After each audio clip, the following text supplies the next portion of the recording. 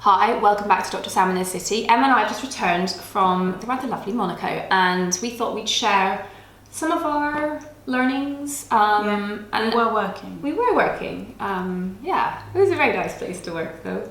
I'd like to work there more often. But no, I think the thing that we both learnt the most from was a lecture talking about a.g.e complexes and practical ways to go about reducing them. Now, do you want to tell the people what an a.g.e complex is? It's a good abbreviation, isn't it? AGEs. I know, right? So it stands for Advanced Glycation End Products. And basically what happens is that sometimes sugars bind on to different proteins and different lipids, and it causes quite a change in the way that the proteins and the lipids work, and it's really strongly associated with aging. So aging in the skin, but also aging in other areas, so things like debilitating diseases like dementia and things like that are all linked with these ages, and so everyone's getting quite excited about them because actually if you can try and prevent them and lower the levels, then hopefully you can prevent the sort of aging process from coming on so rapidly or prevent aging within the skin. So I think what was interesting is that right now we're not in a great place with topical ingredients at reducing a.g.e complexes, but I was excited to hear how lifestyle measures might influence preventing them in the first place and also facilitate breaking them down. So lifestyle-wise, in terms of prevention, we're really thinking about smoking, drinking and what we eat. Yes, I mean, it's obvious, but it's nice to know the mechanism for why these things make a difference, right? Yeah. So smoking is strongly correlated with the production of these, so don't smoke. How many times do I have to say it?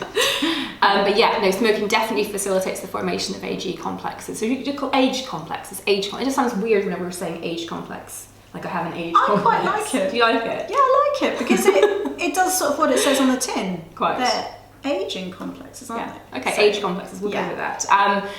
Alcohol, there is some association, much like there is with diet. And I think basically if you think about the Maillard reaction, which is basically if you think about frying a steak and when it goes nice and golden and crusty, that's basically bad for you. That means you're actually forming these kind of glycation products on the meat. That's what's happening. That's why the proteins are going that lovely caramel colour. And the same thing will happen in your skin. So basically steaming or raw is the way forward. Yeah, exactly. And things like fried foods, like you were saying, so fried foods have got really high levels of age complexes in them. So steer away from your fried food. Yeah, absolutely. The other thing that was interesting though was the role of sleep. So literally beauty sleep, it's a real thing. Yeah, really, they looked at the sleep hormone that we produce when we're sleeping, which is called melatonin. And actually melatonin was really helpful in getting rid of your excess age. So it wasn't that sleep prevented your age complex from developing, but actually, as long as you're sleeping a certain amount, not too much, actually you're going to be getting rid of your age complexes much more efficiently. Remember, he said 7.5 hours was the magic number. Not 7 hours, not 8 hours, 7.5. And there is something about the quality of your sleep. So I thought it was interesting how the importance of your good sleep hygiene, we probably talked about this before, but you know, shutting down your technology for a good hour before bed, how important is that? Really, and airplane mode as well. How many times have you just like jumped out of bed because your phone's pinged? You're like, oh, who's trying to contact me? Terrible for sleep. Yeah, I think a cool room is really helpful. That supposedly facilitates the release of melatonin. And there are certain foodstuffs you can consume before bedtime that induce the release of melatonin as well. So things like cherries, apparently. Yeah, great. You know, and invest in a good mattress. I mean, if you're not in your shoes, you're in your bed. So I think those are the two things in life worth investing in. People who know me will understand. Probably I spend a bit more on the shoes and maybe more on the bed. But anyway, so things that make you sleep well will have an impact on not just your skin, but also probably on longevity as well. And the other thing that was interesting was rosemary. Yep. So there is quite a bit of evidence around certain herbs and spices which do have a positive impact on your age production.